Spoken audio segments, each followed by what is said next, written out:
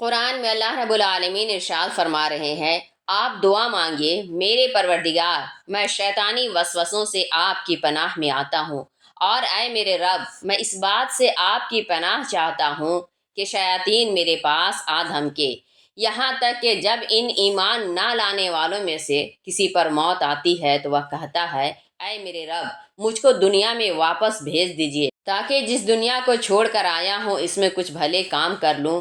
ہرگز نہیں، یہ صرف ایک بات ہے جو وہ کہہ رہا ہے جس کو پورا نہیں کیا جائے گا، اور ان کے سامنے قیامت کے دن تک کے لیے ایک آڑ ہے۔ پھر جب سور پھونکا جائے گا تو نہ اس دن ان کے درمیان رشتے باقی رہیں گے اور نہ وہ ایک دوسرے کو پوچھیں گے۔ تو جس کی نیکیوں کا وزن بھاری ہو جائے گا وہی کامیاب ہوں گے، اور جس کا وزن ہلکا نکلے گا تو یہی لوگ ہوں گے جنہوں نے خود اپنا نقصان کر لیا، اور وہ ہمیشہ دوزخ ہی میں رہیں گے۔ آگ ان کے چہروں کو جھلسا دے گی اور ان کے چہرے بگڑ چکے ہوں گے۔ ان سے کہا جائے گا، کیا میری آیتیں تم پر تلاوت نہیں کی جاتی تھی؟ پھر تم ان کو جھٹلا دیا کرتے تھے۔ وہ جواب دیں گے، اے ہمارے رب، ہم پر ہماری بدنصیبی غالب آ گئی تھی اور ہم لوگ گمراہ رہ گئے تھے۔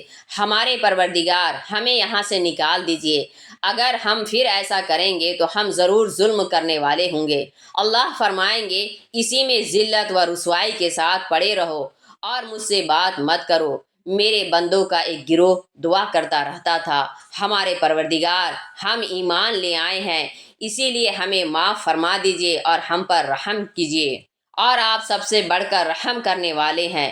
تو تم ان کا مذاق اڑایا کرتے تھے، یہاں تک کہ اس مشغلہ نے تم کو میری یاد سے غافل کر دیا اور تم ان پر ہنسا کرتے تھے۔ میں نے آج ان کو ان کے صبر کرنے کا بدلہ عطا کر دیا، یقیناً وہی کامیاب ہے۔ ارشاد ہوگا، زمین میں تم کتنے سال رہے؟ کہیں گے ایک دن یا دن کا کچھ حصہ رہے ہوں گے۔ اس لیے اے اللہ، آپ گنتی کرنے والے فرشتوں سے دریافت فرما لیجئے۔ اللہ فرمائیں گے، بے شک تم دنیا میں تھوڑی ہی مدت رہے، کاش تم سمجھے ہوتے۔ کیا تمہارا خیال تھا کہ ہم نے تم کو بے مقصد پیدا کر دیا ہے اور تم ہمارے پاس واپس نہیں لائے جاؤ گے؟ تو اللہ جو حقیقی بادشاہ ہیں، بہت بلند و برتر ہیں، ان کے سوا کوئی عبادت کے لائق نہیں، وہی عرش عظیم کے مالک ہیں۔